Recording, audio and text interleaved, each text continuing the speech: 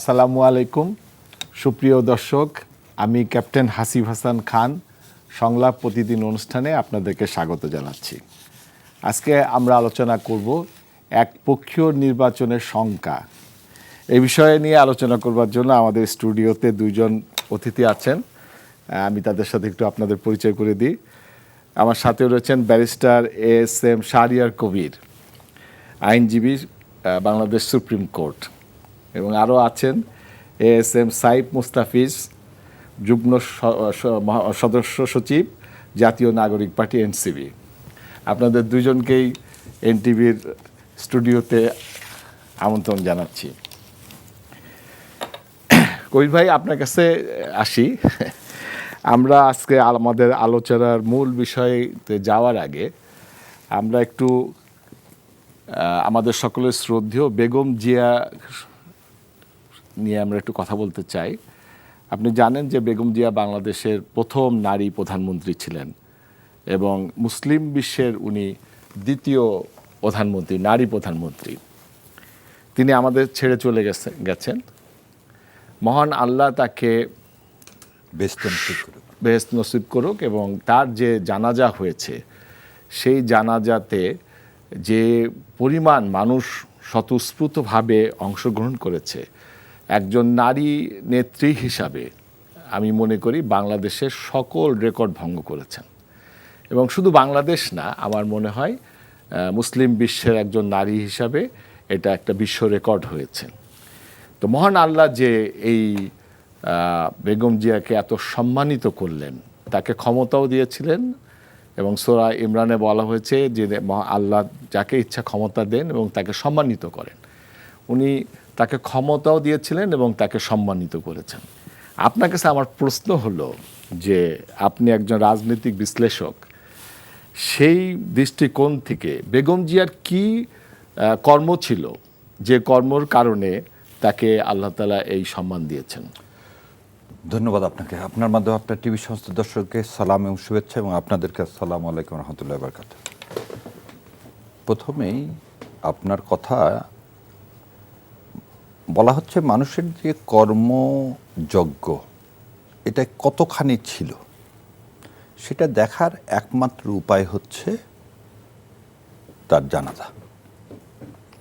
আর আপনি সূরা ইমরানের যে ২৬ নম্বর আয়াতের কথা বললেন, এটা নিয়ে একটু কথা বলি আপনাদেরকে।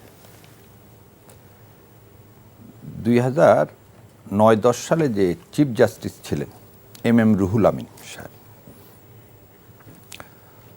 আমার দেখা জীবনে ওরকম সৎ মানুষ আমি আমার জীবনে দেখিনি। বাংলাদেশের চিফ জাস্টিস ছিলেন উনি। হাইকোর্টে উনি একদম মুনসেফ থেকে জেলা জজ ছিলেন হচ্ছে যশোরে 1991-এ, শাহাবুদ্দিন সাহেব যখন অ্যাক্টিং প্রেসিডেন্ট। তখন আসাদুদ্দৌলা সাহেবের জাস্টিস হওয়ার কথা, কিন্তু শাহাবুদ্দিন সাহেব ওনাকে বাদ দিলেন, কারণ তার বিরুদ্ধে এলিগেশন ছিল। দিয়ে ওনাকে একবার দুপুর 2টার সময় ডাক দিয়েছে, 5টার সময় শপথ।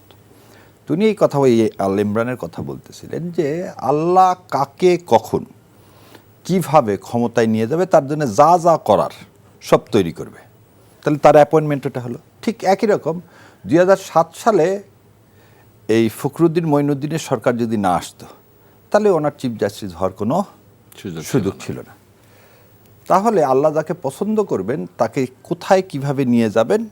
আজকে আপনি একটা জিনিস চিন্তা করেন তো, বেগম খালেদা জিয়া যদি আজকে শেখ হাসিনা থাকতো, এই জানাজা করতে দিতেন উনি?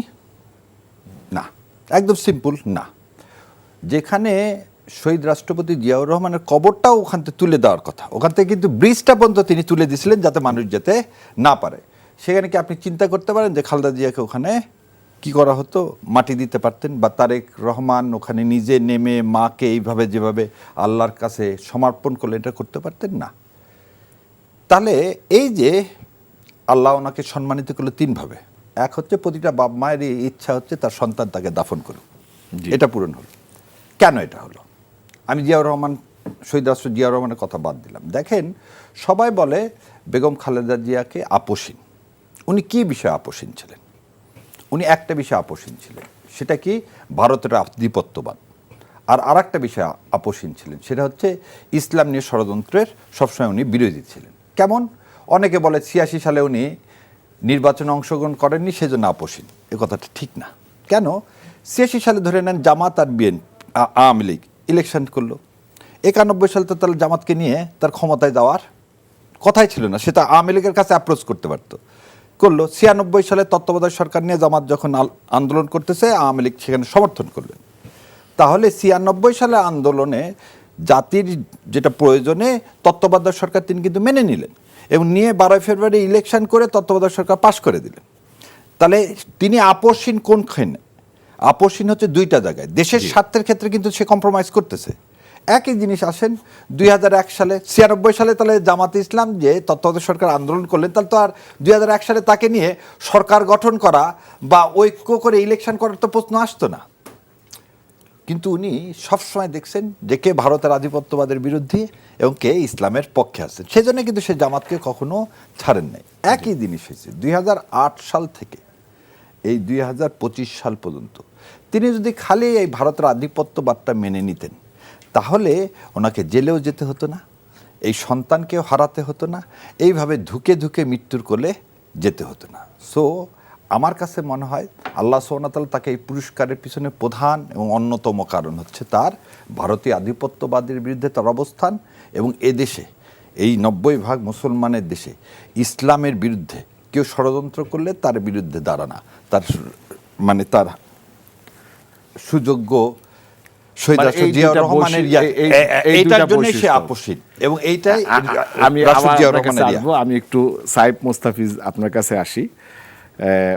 আমরা বেগম জিয়ার দুইটা বৈশিষ্ট্য পেয়েছি, যে একটা হলো ইসলাম, আমাদের দেশের 95% মানুষের ধর্ম ইসলাম। উনি ইসলামকে আফোল্ড করেছেন এবং নিজের স্বার্থের জন্য, ক্ষমতায় যাওয়ার জন্য উনি দেশের স্বার্থকে বিক্রি দেয় না, যার কারণে উনি জেলে যেতে হয়েছে। এবং আমরা 1981 সালে আসি। 81 সালে আমাদের জেনারেল জিয়া মারা গিয়েছিলেন এবং উনি শৃঙ্খল কিছু সেনা সদস্যরা তাকে হত্যা করেছিলেন এবং ওই সময় বিএনপির যে অবস্থা, সেটা কিন্তু খুব নাজুক অবস্থা ছিল।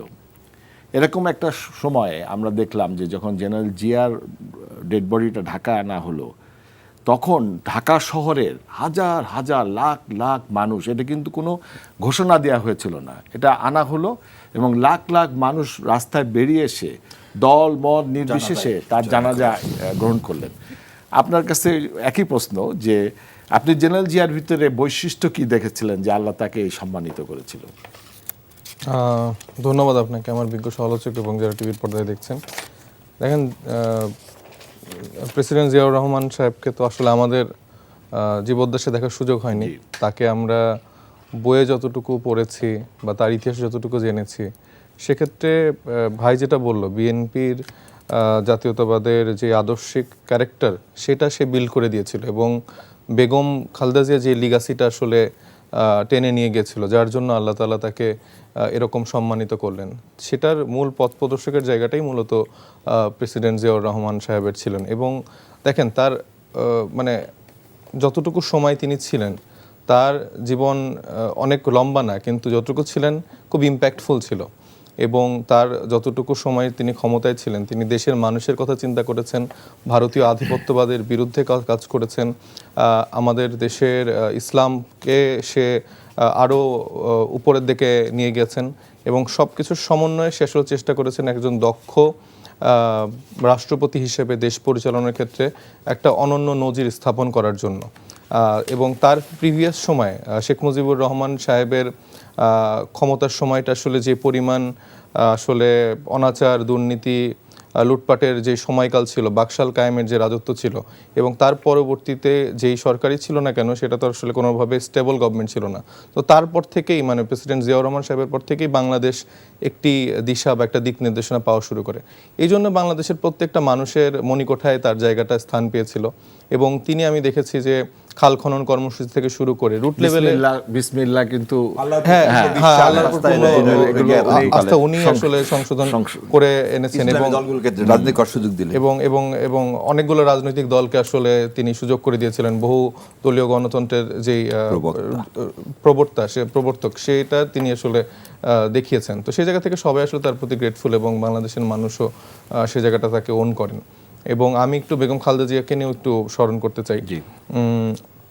আমরা ছোটবেলা থেকেই আসলে উনার বিভিন্ন ঘটনা বলি বা আসলে আমরা একদিকে দেখেছি যে শেখ হাসিনা কি পরিমাণ নোংরা ব্যক্তি আক্রমণ করতেন, যা ইচ্ছা তাই বলতেন, কিন্তু তার বিপরীতে বেগম খালেদা জিয়া যে কথাবার্তা, তার যেই পার্সোনালিটি, সেটা আমাদের সবসময় মুগ্ধ করতেন। তিনি সবসময় পলিটিক্যাল লাইনে কথা বলার চেষ্টা করতেন। একবার আমার মনে আছে যে গোপালগঞ্জ নিয়ে তিনি একটা কমেন্ট করেছিলেন এবং পরবর্তীতে আমি এই গল্পটি শুনলাম যে তারই কোনো কাছের মানুষকে তিনি বলেছিলেন যে এই কথাটি তার বলা ঠিক হয়নি, কারণ তিনি তো পুরো বাংলাদেশের গোপালগঞ্জ তো তাকে তিনি ওন করেন। তো সেই জায়গার নাম পরিবর্তন করা বা সেই জায়গাটার প্রতি আলাদা ক্ষোভ প্রদর্শন করাটা যে তার ভুল ছিল, সেটাও দেখেন তিনি কত মহানুভবতার একটা পরিচয় দিলেন যে সেখানকার মানুষ বা সেখানকার যেই হাসিনা, তার প্রতি যে পরিমাণ আক্রমণাত্মক, তাকে বাড়ি থেকে বের করে দিল, তাদের এমন কোনো কিছু করেনি যে শেখ হাসিনা তার প্রতি করেনি। তারপরেও তিনি সেই জায়গা থেকে মনে করেছেন যে এই কথাটি তার ঠিক হয়নি। তো এরকমই ছোট ছোট কিছু উদাহরণ আমি মনে করি যে তাকে আরও অনেক বড় করে তুলেছে। এবং জুলাই গণঅভ্যুত্থানের পরবর্তী সময়ে আমার ব্যক্তিগতভাবে সৌভাগ্য হয়েছিল তার সাথে দেখা করার। আমরা অভ্যুত্থানের পরে 4-5 জন আমাদের আহ্বায়ক সহ আমরা কয়েকজন একদিন রাত্রে তার সাথে এভারকেয়ার হাসপাতালে দেখতে যাওয়ার সুযোগ হয়েছিল। এবং আমরা কয়েকজন যখন তার সাথে দেখা করি, আমাদের মানে আমরা তো আসলে ব্যাপারটা ছিল আমাদের কাছে এরকম একজন পার্সোনালিটির সাথে দেখা করা একটা কাইন্ড অফ একটা অন্যরকম একটা অনুভূতি ছিল। কিন্তু তিনি আমাদেরকে যেভাবে রিসিভ করেছেন এবং এই তরুণ ছাত্র নেতা বা মানে সকল সাধারণের প্রতি যে তার যে মানে কৃতজ্ঞতা, সেটা আমরা দেখতে পেয়েছিলাম। এবং তিনি আসলে এই ব্যাপারটা অ্যাড্রেস নাও করতেও পারতেন, কিন্তু তিনি যেভাবে আসলে আমাদেরকে সম্মানিত করেছেন, আমাদের তার প্রতি যে সম্মানের জায়গাটা ছিল সেটা আরও বহুগুণে বেড়ে গেছে। তো আমরা মনে করি যে নেতৃত্বের জায়গা বা লিডারশিপের জায়গাটা বেগম খালেদা জিয়ার মতো যদি আসলে বাংলাদেশে বর্তমানে যারা রাজনীতি আমরা করছি বা আগের যারা করে আসছেন, তারা যদি কিছুটা আসলে ধারণ করতে পারি, আমার মনে হয় বাংলাদেশটা আসলেই পরিবর্তন হয়ে যাবে।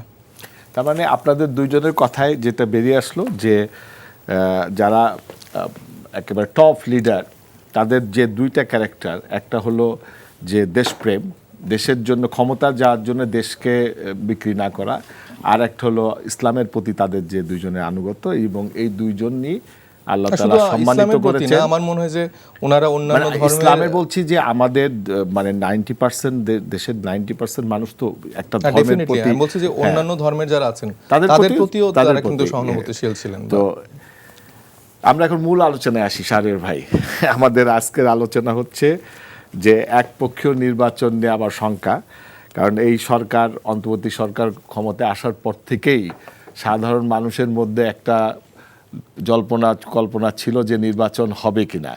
তারপরে যখন আমাদের প্রধান উপদেষ্টা বললেন যে না, আমি নির্বাচন করব এবং সুষ্ঠু নির্বাচন করব, তারপরেও কেউ বিশ্বাস করতে পারছিলেন না। এক সময় এসে উনি বললেন যে ফেব্রুয়ারিতে নির্বাচন হবে, তাও মানুষ বিশ্বাস করতে পারছিলেন না। তারপরে আপনার নির্বাচন কমিশন যখন তফসিল ঘোষণা করলেন 12 তারিখে, তারপরেও মানুষের ভিতরে সন্দেহ ছিল। এখন এসে আপনারা এই যে নমুনা পত্র সব দেওয়া হয়েছে, বাছাই টাছাই চলছে, এখন হঠাৎ করে আপনারা আবার এই নির্বাচন কমিশনে গেলেন, যে বললেন যে একপক্ষীয় নির্বাচন হবে এবং প্লেইং নাই, এটা আপনাদের নাই। তা এটা কেন আপনারা? দেখেন, সত্য অনেক সময় অপ্রিয় হয়। জি। আর আমার একটা বৈশিষ্ট্য হচ্ছে, ভাই আমি সরাসরি কথা বলি, টেকনিক্যাল কথা বলে কোনো সহজ রাস্তাকে ঘুরিয়ে কথা বলার আমার অভ্যাস নাই। কেন কথাটা বললাম, যে সেদিন আমি দেশের বাইরে একটা টিভিতে সাক্ষাৎকার দিয়েছিলাম, সেখানে আমি বেশ কয়েকটি জিনিস আলোচনা করেছি। তার মধ্যে একটা আলোচনা হচ্ছে এই প্রশাসনকে দিয়েই 2008 সালে যে ইলেকশন ইঞ্জিনিয়ারিংটা করা হয়েছিল, সেখানে কিন্তু কোনো ভোট সেন্টার দখল করা হয়নি, ব্যালট বক্স লুট করা হয়নি, কিছু হয়নি। এবং আপনি অবাক হয়ে যাবেন 2001 সালে আর 2008 সালের ইলেকশনের মধ্যে পার্থক্যটা হচ্ছে এখানে প্রশাসনকে দিয়ে ইঞ্জিনিয়ারিং করা হলো। তো প্রশাসন কিভাবে ইঞ্জিনিয়ারিং করে দেখেন, 12ই মে সোমবার 2025 সরকার গেজেট নোটিফিকেশন করলেন। গেজেট নোটিফিকেশন করে আমি পুরাটা পড়তে লাস্টের লাইনটা ভালো করে একটু শোনেন সবাই। বাংলাদেশ আওয়ামী লীগ এর সকল অঙ্গ সংগঠন, সহযোগী সংগঠন মানে 14 দল, ভাতৃপ্রতিম সংগঠন কর্তৃক যে কোনো ধরনের সোয়াংসো আয়োজন সহ যাবতীয় কর্মকাণ্ড নিষিদ্ধ করা হলো। আপনি 2026 সালে 12 ফেব্রুয়ারি অনুষ্ঠিত ত্রয়োদশ জাতীয় সংসদ নির্বাচনে নির্বাচন কমিশনের প্রাথমিক যাচাই বাছাই শেষে জাতীয় পার্টির মোট 167 জন প্রার্থীর মনোনয়ন বৈধ বলে ঘোষণা করেছেন। রংপুর 3-এ GM কাদের, গাইবান্ধা 1 ও 5-এ ব্যারিস্টার শামীম হায়দার পাটোয়ারি, এই পুরা লিস্টটা দেওয়া আছে। তাহলে এই গভর্নমেন্টই প্রজ্ঞাপন দিচ্ছেন, দিয়ে এনাদেরকে নিষিদ্ধ করলেন। এই গভর্নমেন্টই কি করতেছেন, তাদের তারা তো নমিনেশন সাবমিট করতেই ইন্টাইটেল না। কেন না দেখেন, আর্টিকেল 66-এ আমি এই লাইনটা আপনাকে একটু পড়ে শোনাই। আর্টিকেল 66-এ জিতে বলা আছে, বা বাংলায় 6, তিনি কোনো আইনের দ্বারা বা অধীন অনুরূপ নির্বাচনের জন্য অযোগ্য হন, is disqualified for such election by or under any law. এই প্রজ্ঞাপন তো ফোর্স অফ ল।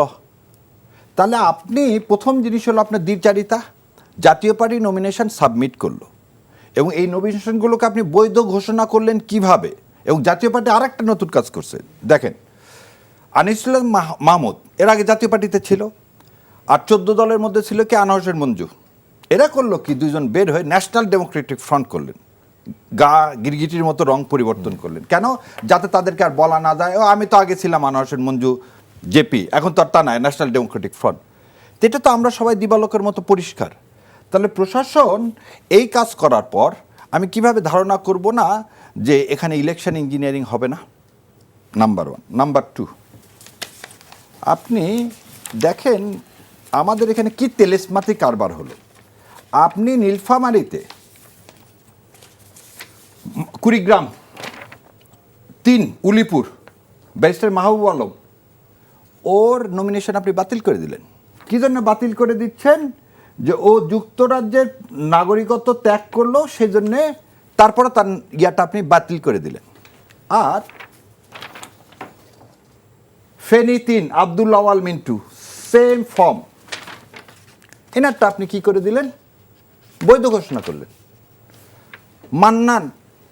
মান্না ভাইয়ের বগুড়ারটা আপনি বাতিল করলেন, ঢাকারটা অ্যালাউ করলেন।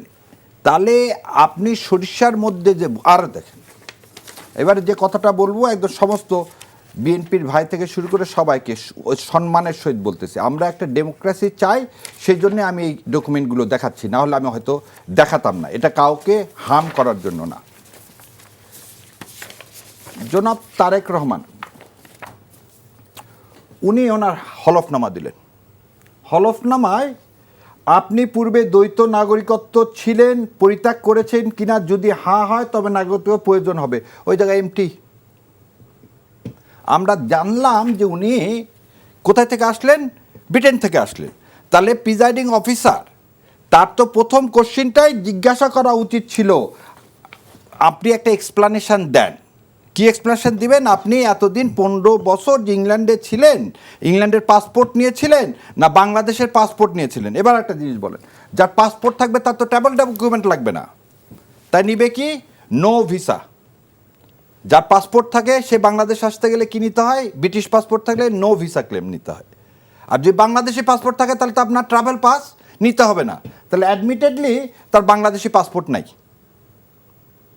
অ্যাডমিটেডলি বাংলাদেশি পাসপোর্ট নাই। তাহলে আপনার রিটার্নিং অফিসার যদি এই কথা জিজ্ঞাসা করতে না পারে, আর জাতির সামনে একটা জিনিস আমরা সবসময় কি বলতেছি, সৎ নেতৃত্ব চাই, আমিও চাই ওনাকে ভোট দিতে। তো উনি তো এটা যদি পরিষ্কার না করেন, তাহলে আমি এমন কোনো নেতৃত্বকে কি বাছাই করতেছি যে জাতির সামনে তার অবস্থান পরিষ্কার করতেছে না? এবং আর দেখেন পুরা ফেসবুকে ভরে গেছে, কি ভরে গেছেন, উনি একটা white and blue construction limited বলে একটা কোম্পানি ছিল, সেই কোম্পানিতে উনি আর ওনার ওয়াইফ ছিলেন হচ্ছে শেয়ার হোল্ডার, এবং ওই কোম্পানির ফর্মে লেখা ছিল ওনার ন্যাশনালিটি ব্রিটিশ, ওনার ন্যাশনালিটি ব্রিটিশ, এই দেখেন ব্রিটিশ লেখা আছে। তারপরে এই যে সেই কোম্পানির রেজিস্ট্রেশন সার্টিফিকেট, তারপরে এই যে তাহলে এটা কি হলো, এখানে এক্সপ্লেনেশনটা দিলে তাহলে প্রশাসন যদি এখনই ভয় পায়, সারের ভাই অনেকটা একতরফা হয়ে যাচ্ছে। না, আমি আগে বলে দিই, যে আমি জানতাম না যে আপনি এগুলো বলবেন, তাহলে আমরা তো বিএনপির কাউকে এখানে রাখতে পারতাম না। না বিএনপির কাউকে না, এটা আমরা বলতেছি, কিন্তু বিএনপির কথা বলিনি, এটা বিএনপির এক্সপ্লেনেশন না। আমি বলতেছি যে প্রিজাইডিং অফিসার, কারণ আমাদের কাছে তো আমরা যখন আপিলে যাচ্ছি তখন তো আমাদের কাছে এটা আছে, তখন আমি যখন দেখাবো ওই প্রিজাইডিং অফিসার যদি বিএনপিকে এখনই ফেভার করা শুরু করে, তাহলে কিভাবে আপনি আশা করেন, ঠিক আছে আপনার এইটা মানে কিভাবে আশা করব দেশবাসীর কাছে যে একটা ফ্রি ফেয়ার ইলেকশন হবে যেখানে অ্যাডমিনিস্ট্রেশন কি করবে না। আর এই কথাটা বলার পিছনে একটা কারণ আছে। আচ্ছা, আমরা সার্ভে একটা ব্রেক নিব, আপনার এটা খুব ইম্পর্টেন্ট একটা আলোচনা হচ্ছিল। তো সুপ্রিয় দর্শক, শাহরিয়ার ভাই দেখাচ্ছিলেন কিছু কাগজপত্র, সেটা আমাদের এখানে নির্বাচন কমিশনের পক্ষ থেকে কোনো কেউ নাই, বিএনপির পক্ষ থেকে কেউ নাই, তবে আমরা এটাকে পরবর্তী একটা আলোচনায় এটা নিয়ে আলোচনা করার চেষ্টা করব। সুপ্রিয় দর্শক, আমরা একটা কমার্শিয়াল ব্রেকে যাচ্ছি, ব্রেকের পরে আমরা ফিরবো, আমাদের সাথেই থাকুন।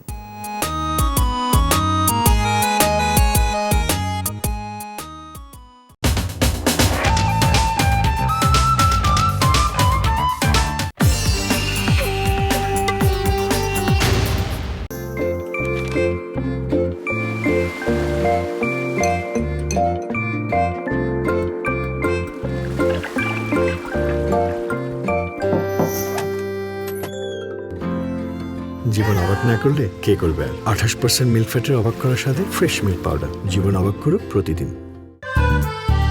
রান্না করব আনন্দে, আছে আরএফএল গ্যাস স্টোভ, নিরাপদে রাস্তায়, সাথে গ্যাস সাশ্রয়। দেশের 1 নম্বর gas stove RFL gas stove, যা বেশি তাপেও ফাটে না আর হ্যাসেল ফ্রি অটো ইগনিশন নিশ্চিত করে ঝামেলাহীন রান্না। আরএফএল গ্যাস স্টোভ, নিরাপদ ও ঝামেলাহীন। স্যার বাঁকে না তো, ভাঙা যায়। আগেই বলছিলাম ভিগো ওয়্যারগার্ড পাইপ কিনতে। ভিগো ওয়্যারগার্ড প্রয়োজন মতো বাঁকানো যায়, অধিক চাপেও ভাঙে না, টিকে থাকে 100 বছর। ভিগো ওয়্যারগার্ড বাঁকে কিন্তু ভাঙে না। ভিগো বৈদ্যুতিক তারকে রাখে সুরক্ষিত।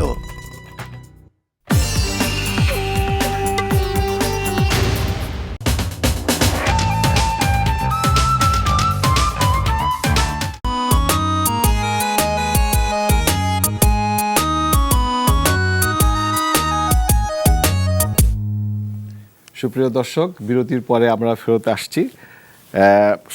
আমরা একটু মুস্তাফিজ ভাই আপনার কাছে যাই। আমরা শাহরিয়ার ভাইয়ের কথা শুনছিলাম, আমি 1 মিনিটে যদি শেষ করে দিই আবার আসবো আপনার কাছে। আমি ভাইয়ের কাছে যাই। আপনিও কি মনে করেন যে মানে যেটা জামাত বলেছে যে ইঞ্জিনিয়ারিং হওয়ার একটা সম্ভাবনা আছে ইলেকশনটাকে, এনসিপিও কি সেরকম মনে করছে কিনা নির্বাচনে? হ্যাঁ, আমিও সেরকম মনে করি। কারণ হচ্ছে যে মানে বাংলাদেশের করাপ্টেড যে সিস্টেম ছিল সেটা 17 বছর ধরে তো আমরা দেখেছি, আসলে সেরকমই ছিল। 5 তারিখের পরে যে আসলে আমরা পরিবর্তনটা চেয়েছিলাম, যে জন্য আসলে আমরা লড়াই করছি বা রাজনৈতিক জায়গা থেকে স্ট্যান্ড নেওয়ার চেষ্টা করেছি, কিন্তু সেটা দেখা গেছে যে ঘুরে ফিরে তারেক রহমান সাহেব দেশে ফেরার পর থেকে আরও বেশি করে মানে ক্ষমতার ভরকেন্দ্রের জায়গা বা কেবলাটা আসলে এখন দেখা যাচ্ছে গোপালগঞ্জ, ধানমন্ডি থেকে গুলশান বা বগুড়ার দিকে চলে গেছে। এবং তার একটা এক্সাম্পল তো আমি দেখলাম, আমার সমালোচক দিলেন। এছাড়াও আজকেই কিন্তু আমাদের হাসনাত আবদুল্লার যে আসন কুমিল্লা 4, সেখানকার যে বিএনপির প্রার্থী, তার কিন্তু নমিনেশনের যে বৈধতা দেওয়া হয়েছিল এবং তার বিরুদ্ধে যে অভিযোগ এসেছিল যে তিনি ঋণ খেলাপি, সেটা কিন্তু প্রমাণিত হয়েছে এবং তার নমিনেশনের ইয়াটা কিন্তু বাতিল হয়ে গেছে।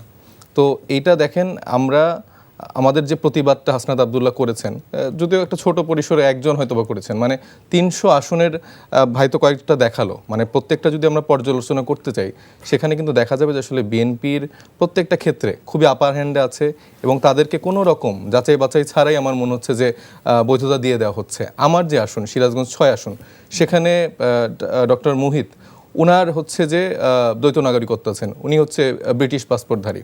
তো সেটাও তিনি তার হলফনামা থেকে শুরু করে প্রত্যেকটা জায়গায় কিন্তু এটা বলা হয়নি, তো কিন্তু তিনিও কিন্তু বৈধতা পেয়ে গেছেন। আবার আমি একটু আগেই সোশ্যাল মিডিয়াতে দেখলাম যে কুমিল্লা 2 আসনের এমপি পদপ্রার্থী কায়কোবাদ সাহেব, উনি হচ্ছে যে টার্কিশ পাসপোর্টধারী।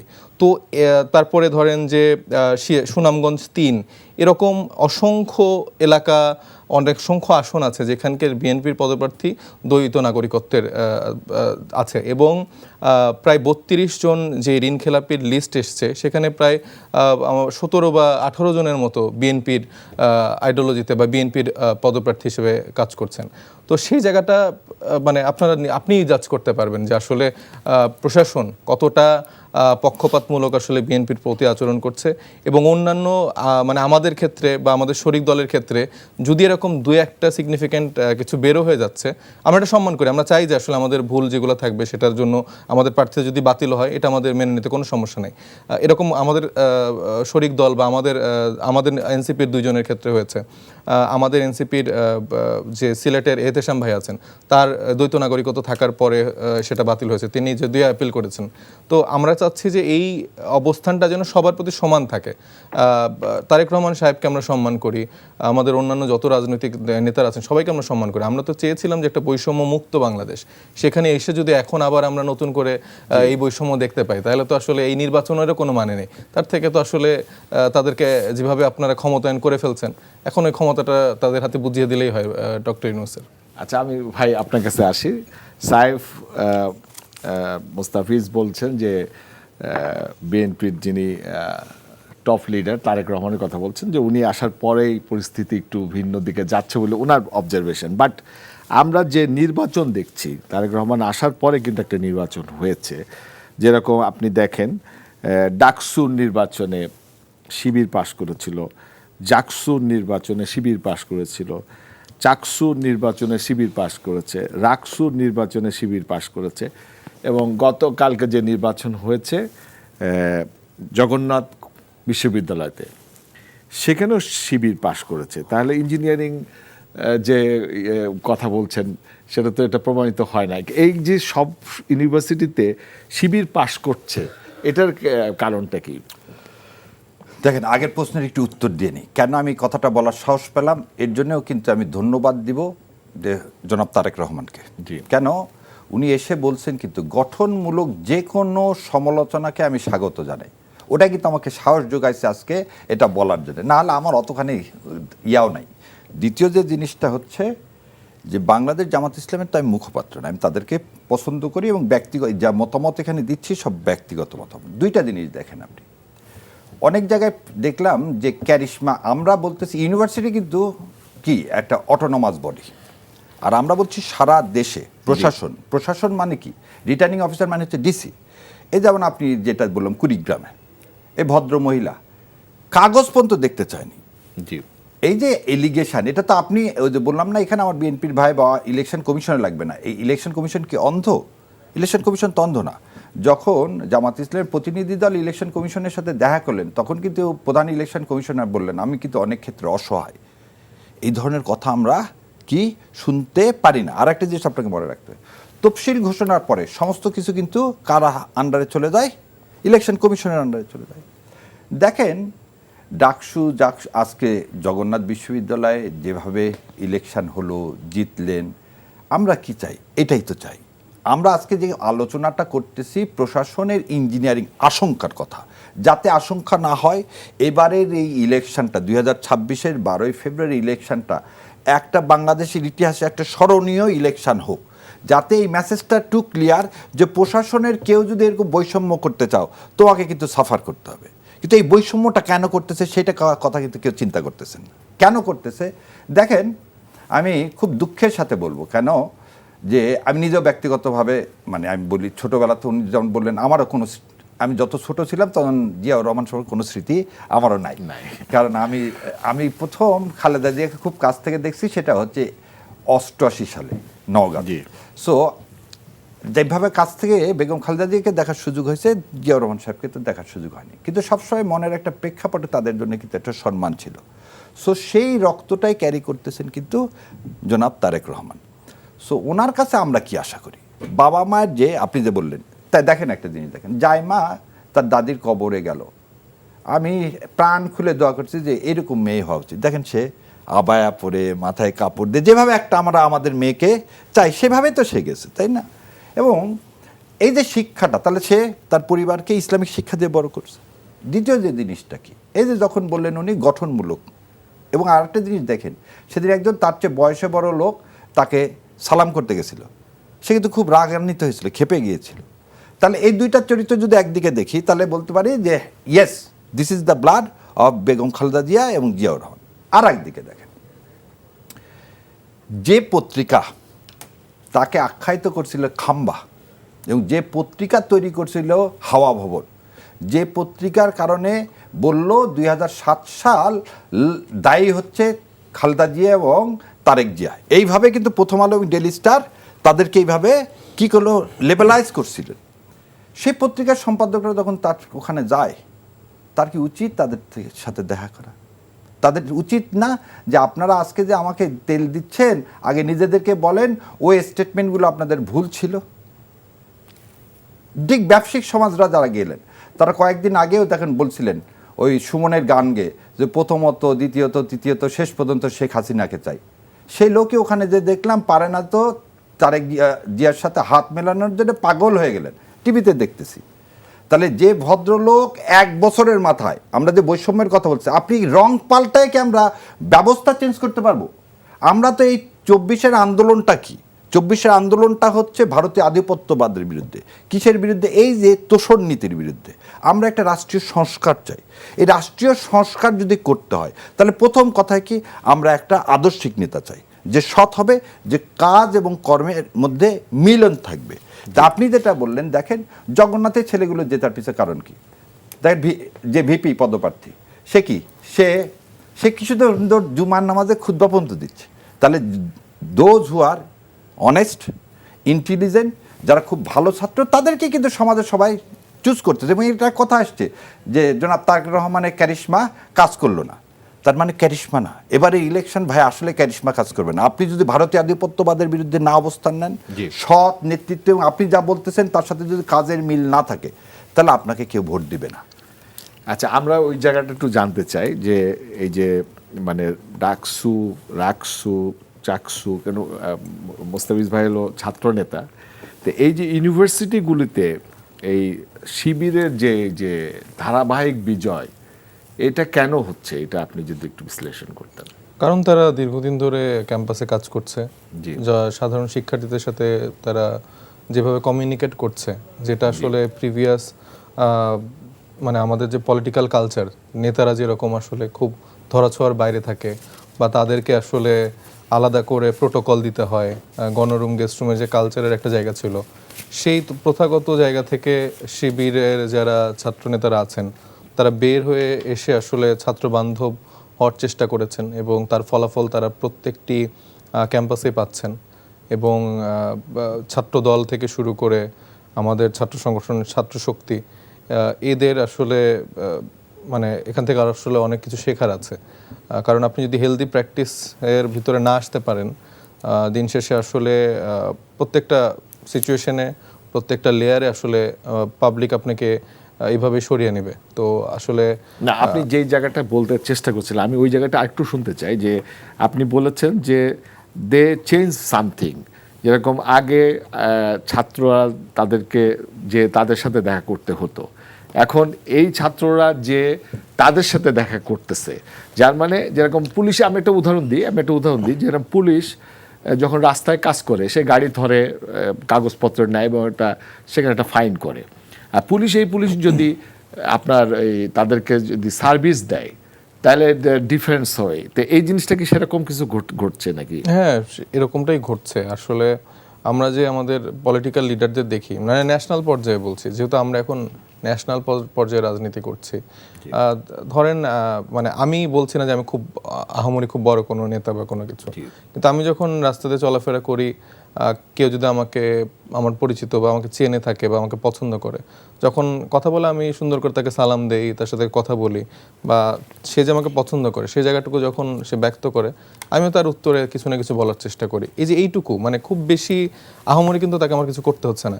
এটুকুর ফলে আমি দেখতে পাচ্ছি যে সেই মানুষটা আমার প্রতি যে শ্রদ্ধা বা ভালোবাসা আরও বেড়ে যাচ্ছে। আবার আমি যেটা বললাম যে বেগম খালেদা জিয়ার উদাহরণ দিলাম, আমরা অতি মানে তরুণ কিছু নেতারা যারা গণঅভ্যুত্থান থেকে উঠে এসেছি, যখন তার কাছে দেখা করতে গেলাম, তিনি তো যেভাবে আমাদেরকে ওয়েলকাম করলো, আমাদের তার প্রতি যে সম্মানের জায়গাটা ছিল আরও বেড়ে গেছে। তো আমার মনে হয় যে এই সুন্দর ভালো আচার আচরণ, মানুষের সাথে কথাবার্তা কমিউনিকেশন করা, খুব বেশি কিছু আসলে মানুষ এক্সপেক্ট করে না নেতাদের থেকে।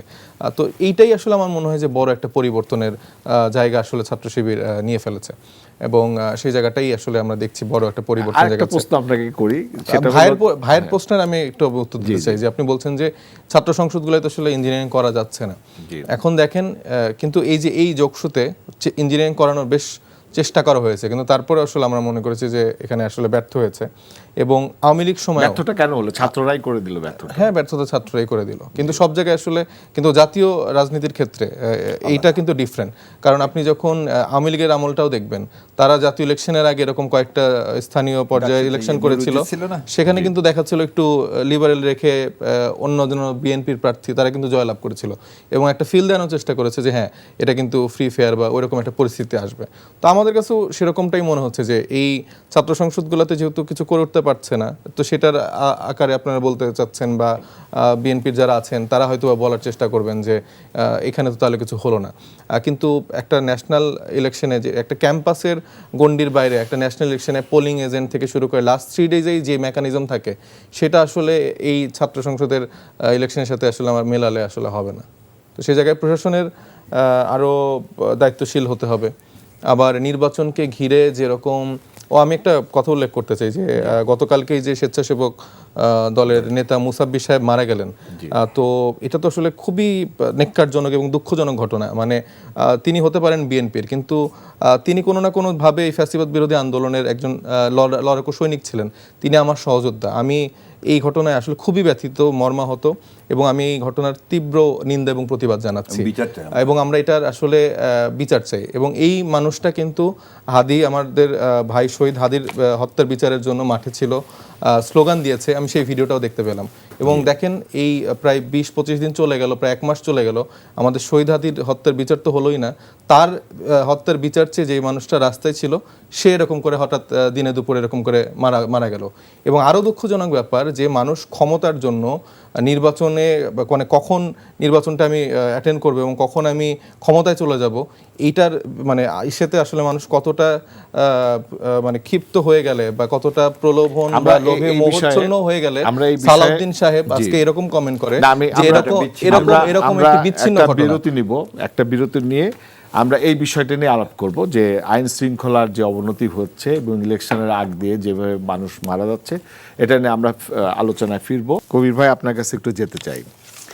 আমরা দেখছি যে নির্বাচন যত এগিয়ে আসছে ততই সহিংস হয়ে উঠছে।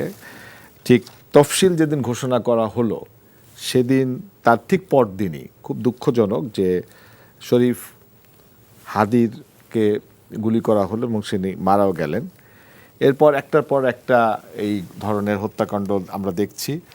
এই গত সোমবার চট্টগ্রামের রাউজানে যুবদলের একজন নেতাকে গুলিবিদ্ধ করা হলো, সেও মারা গেলেন। নরসিংদীতে একজন হিন্দু ব্যবসায়ী ব্যবসা করে বাসায় যখন ফিরছিলেন, তখন তাকে বাসার ঠিক সামনে তাকে হত্যা করা হলো। গতকাল বুধবার রাতে স্বেচ্ছাসেবক দলের যেটা বলছিলেন তাকে গুলি করা হয়েছে, 2 জনকে গুলি করা হয়েছে, 1 জন নিহত হয়েছে।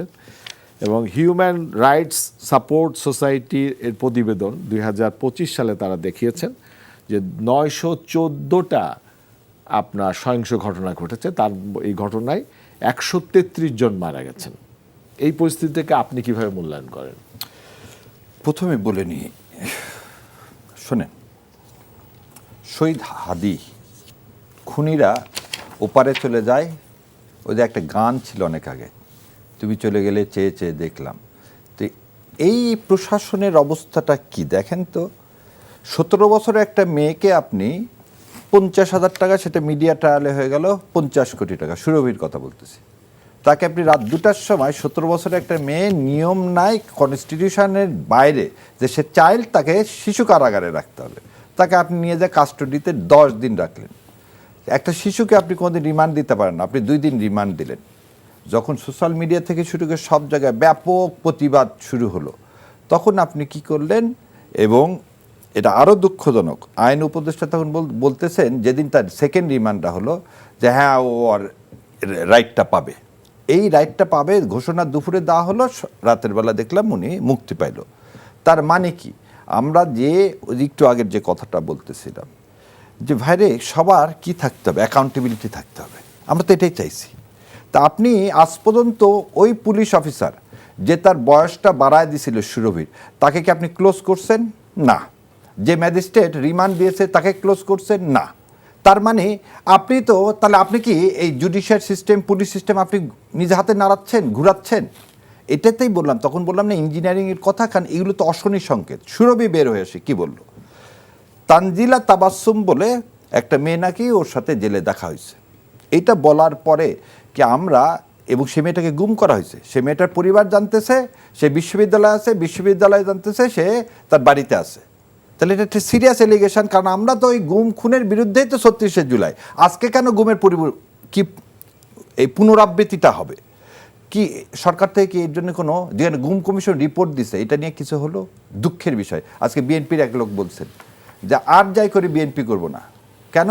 ছেলে পেলে সারা জীবন বলবে তুমি অপ্রাসঙ্গিক। আপনি একটা জিনিস বলেন তো, যে একটা মানুষের জীবন, আশরাফুল মখলুকাত সে যেই হোক, তাকে গুলি করে মারবে, আপনার ন্যূনতম কথাটা কি? তার বিচার চাইতে হবে। এবং এইভাবে হত্যাযজ্ঞ যদি চলতে থাকে, ইলেকশনের আগে ফ্রি ফেয়ার ইলেকশন হবে না। এটা তো একটা দায়িত্বশীল নেতা কেন প্রতিটা মানুষের কাছে আশা করা হয়। এখন যদি এটাকে আপনি বলেন না ওটা একটা অপ্রাসঙ্গিক বিষয়, তাহলে you R encouraging killing.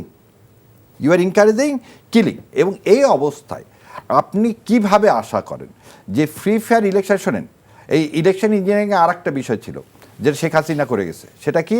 Election ওই যে 3 দিনের কথা বললো না, 3 দিন আগের থেকে ব্যাপক হারে ধরপাকড় শুরু হবে। আজকে বলা আছে, আমি আজকে দেখলাম ওনার কথাটা যদি সত্যি হয় তাহলে ওনাকে আমি সত্যিই ধন্যবাদ জানাবো অন্তরের অন্তঃস্থল থেকে। আইন উপদেষ্টা বলছে নেক্সট মিটিংয়ে ইনডিমিনিটি পাস হবে। আজকে সুরভিদেরকে কেন জামিন নিতে হবে? আপনি তো বলছেনই তারা মুক্তিযোদ্ধা। তো মুক্তিযুদ্ধের সময় ব্যাংক লুট থেকে শুরু করে আপনি কি করেননি? তার জন্য কি আপনার ক্রিমিনাল প্রসিডিংস চালু হয়েছে? তাহলে সিলেটের ওই ছেলেটাকে আপনি ধরে নিয়ে গেলেন, তাকে আপনি জামিন দিচ্ছেন, এই মামলায় তো হওয়ার কথা না। তাহলে আপনি একদিকে বলতেছেন তাদেরকে ইন্ডিমিনিটি দিবেন, আর একদিকে মামলা করে রাখতেছেন। তাহলে আপনার এই দ্বিচারিতা বন্ধ না হলে কিভাবে প্রশাসন একটা শক্ত মেসেজ পাবে যে ডক্টর ইউনূস সরকার শক্ত মেসেজ দিচ্ছে যে যেখানে আইনের ব্যত্যয় ঘটাবে তাকে জবাবদিহি তার আন্ডারে আনা হবে এবং তার বিচার করা হবে? আপনি খালি দেখেন এই সুরভির এই এসআইকে মানে আয়োকে যদি আপনি ইয়ার আন্ডারে নিয়ে আসতেন, তাহলে নওগাঁয় ওই আয়ো এরকম একটা মানুষকে নিরাপরাধ বাসের কি ড্রাইভারকে এইভাবে পিটিয়ে শোয়াই দিতে পারে না। এবং আপনি অবাক হয়ে যাবেন, সেই পুলিশ অফিসার হচ্ছে আগে সাধন যে মন্ত্রী ছিল আওয়ামী লীগের সময়, তার ক্লোজ রিলেটিভ। এই মেয়েটা ওই সাধন হচ্ছে রিকমেন্ডেশনে পুলিশের চাকরি পাইছে। তো এই প্রেতাত্মারা তো এখানে আছে, কিন্তু মাননীয় স্বরাষ্ট্র উপদেষ্টা এবং আইন উপদেষ্টা এই ব্যবস্থাগুলো নিলেই কিন্তু আমাদের মধ্যে থেকে সন্দেহ দূর হয়। মানুষের জীবন জানমালের রক্ষা যদি আপনি না করতে পারেন, তাহলে মানুষ কীভাবে ভোট কেন্দ্রে যাবে? সো আমি জাতির সামনে এই প্রশ্নটা রেখে গেলাম যে এটা কি পরিকল্পিতভাবে এটাকে উস্কিয়ে দেওয়া হচ্ছে যাতে জুলাই সনদের পক্ষে ভোট দিতে যেন দল ভেদে মানুষ ভোট সেন্টারে না যায়, যাতে মানুষ এই আগামী ইলেকশনে মানুষ ভোট কেন্দ্রে না যায়? এটা কি তার একটা পার্ট? আচ্ছা মুস্তাফিজ ভাই, আপনার কাছে আমি আসি। ভাই বললেন যে আইন শৃঙ্খলার বিষয়টা কথা বলছিলেন এবং সরকার বলছে যে যৌথ বাহিনী অভিযান এবং উনি গানম্যান দেওয়ার একটা করছে, এটা দিয়ে কি সমস্যার সমাধান করা যাবে কিনা? কয়জনকে আপনারা গানম্যান দিবেন বা কয়জনকে সরকার গানম্যান দিবে? এখানে তো যৌথ বাহিনীর অভিযান দিয়ে এটা তো আসলে হয় না। মানে একটা দেশের, মানে আমার শুধু গানম্যান তো লাগবে না, আমি তো চাই যে আমার সংসদীয় আসন বা আমার পুরো বাংলাদেশের মানুষের জানমালের নিরাপত্তাটা আমি চাই। আমাকে আপনি আলাদা করে বিশাল আর্মির বহর দিয়ে প্রত্যেকটা সময়ে প্রোটেকশন দিয়ে বের করছেন, নিয়ে আসছেন, সারা বাংলাদেশে ঘুরাচ্ছেন, কিন্তু আমার যেই নাগরিক অধিকারটা ফিরে পাওয়ার জন্য এই লড়াইগুলো করলো, তাদের জন্য আসলে আমরা কি দিলাম? বা এই ইন্ট্রিম গভর্নমেন্ট, এই আসিফ নজরুলরা আসলে তাহলে তাদের জন্য কি করছেন? তো সেটা আমাদের আসলে গানম্যান প্রয়োজন নেই। এখন শরীফ ওসমান হাদি আমাদেরকে যে শিক্ষাটা দিয়ে গিয়েছেন, সে চেয়েছেন আসলে সবার প্রতি একটা ইনসাফ যেন সে করতে পারে, তার যে শত্রু বা তার যেই ক্ষতি করতে চেয়েছে তার প্রতিও সে ইনসাফ করতে চেয়েছেন।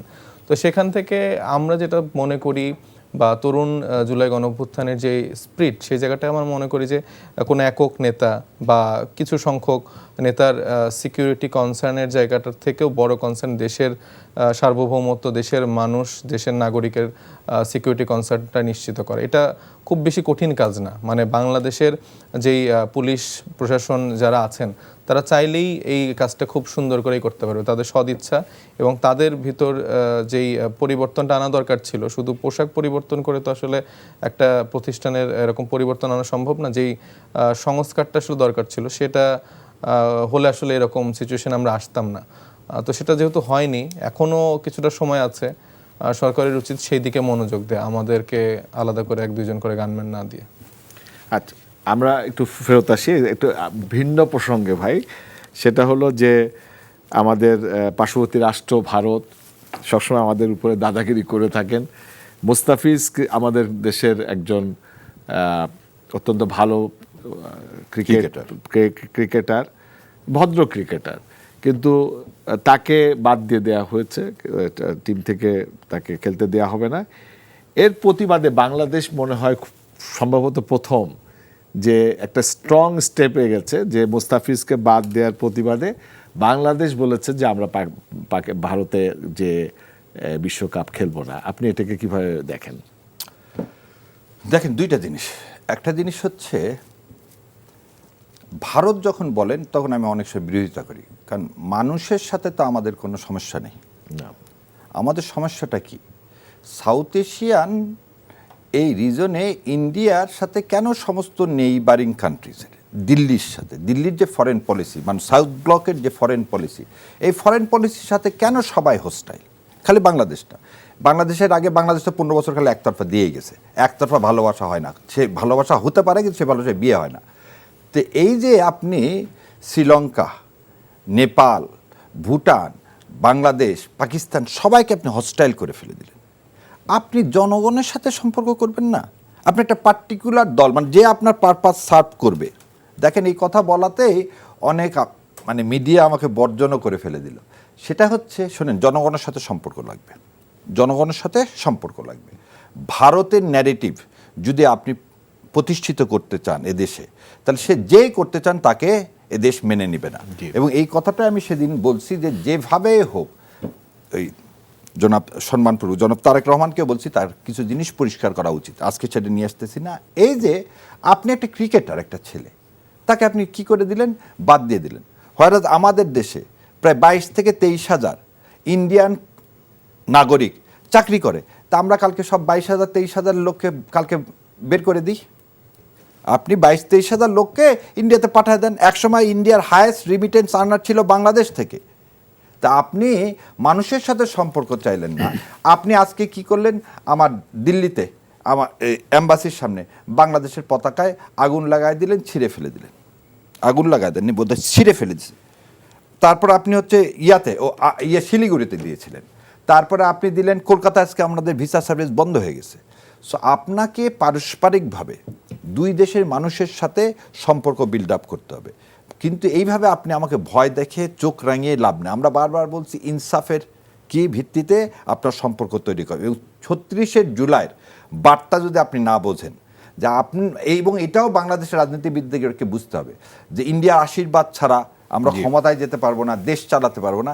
এ থেকেও বোধহয় বের হয়ে আসার এখন সময় হয়েছে। আমি একটু, আমাদের সময় শেষ প্রায়, আমি সাইফ মোস্তাফিজ কাছে যাই। যে ভাই বলছিলেন যে ভারতের বিরোধিতা আসলে সঠিক শব্দ না, আমাদের বিরোধিতা করা দরকার যে তাদের যে অ্যাটিটিউড আমাদের সাথে, দাদাগিরি। আপনি কি মনে করেন এই জায়গাটা? না, আমিও একমত। কারণ প্রতিবেশী রাষ্ট্র, বা শুধু প্রতিবেশী না, যে কোনো রাষ্ট্রের সাথেই কূটনৈতিকভাবে একটা সুসম্পর্ক বজায় রাখাটাই আসলে একটা দেশের দায়িত্ব।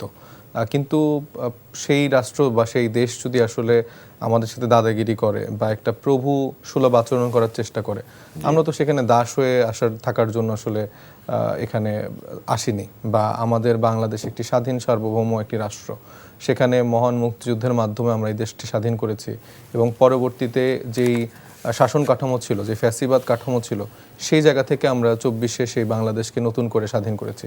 তো সেই জায়গায় আসলে এই 17 বছরের শাসন কাঠামো বা আসলে বাংলাদেশ স্বাধীন হওয়ার পর থেকেই ভারতের মোড়লগিরি বা দাদাগিরি, দিল্লির যে আধিপত্যবাদ, সেটা কিন্তু শুরু থেকেই ছিল। মূলত 24-এর এই গণঅভ্যুত্থান সেই জায়গাটার ভেঙে দেওয়ার একটা চেষ্টা ছিল এবং সেই জায়গা থেকেই আমরা লড়াইটা করে যাচ্ছি। এবং আমরা তার মানেই না যে আমরা ভারতের বিপক্ষে। ভারতের যে নাগরিকরা আছে তারা আমার সাথেও কয়েকজনের পরিচয় আছে। আমি ফটোগ্রাফি করার সূত্রে আমার ভারতে বেশ কিছু বন্ধু আছেন যারা সেখানকার আলোকচিত্রী।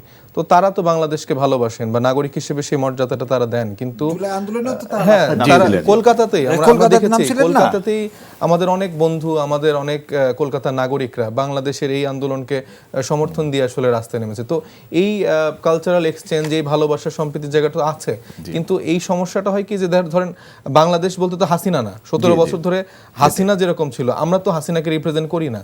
ঠিক তেমনি ভারতে বসে মোদি যে দাদাগিরিটা করছে সেটা কিন্তু ভারতকে পুরোপুরি রিপ্রেজেন্ট করছে না। তো এই জায়গাটা আসলে কনফ্লিক্ট। আজকে আমাদের আলোচনা শেষ করতে হচ্ছে।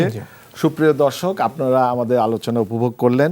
3টা জিনিস বেরিয়ে এসেছে। একটা হলো যে ভারত আমাদের প্রতিবেশী রাষ্ট্র, ভারতের সাথে আমাদের কোনো সমস্যা নাই, শুধু সমস্যাটা হলো তাদের দাদাগিরির বিষয়ে। সুতরাং তারা যদি আমাদের প্রতিবেশী, সবসময় আমাদের প্রতিবেশী থাকবেন, আমরাও প্রতিবেশী হিসেবে তাদের সাথে থাকতে চাই, কিন্তু তারা যদি তাদের অ্যাটিটিউড আমাদের থেকে বদলিয়ে ফেলে তাহলে তাদের সাথে আমাদের একটা সুসম্পর্ক গড়ে উঠতে পারে। এবং আমাদের দেশে যারা নেতৃত্ব দিচ্ছেন তারা বেগম জিয়া এবং জেনারেল জিয়ার যে আদর্শ ছিল, যে তারা বিশ্বাস করতেন যে রাষ্ট্র ক্ষমতায় বসান মহান স্রষ্টা, মহান আল্লাহ, এবং রাষ্ট্র ক্ষমতায় থাকার জন্যে আল্লাহকে ছাড়া অন্য কাউকে প্রভু মানেননি তারা। সেই জন্য তারা দুজনেই মহান আল্লাহ তাদেরকে তাদের জানাজায় লাখ লাখ লোককে দিয়ে তাদেরকে সম্মানিত করেছেন। এবং আমাদের আগামীতে যারা নেতৃত্ব দেবেন তারা যদি এই বিষয়টাকে মাথায় রেখে রাজনীতি করেন তাহলে এই দেশ অবশ্যই এগিয়ে যাবে। এই আশা নিয়ে আপনারা সকলে ভালো থাকবেন, সুস্থ থাকবেন। আগামীতে আবার দেখা হবে। আসসালামু আলাইকুম।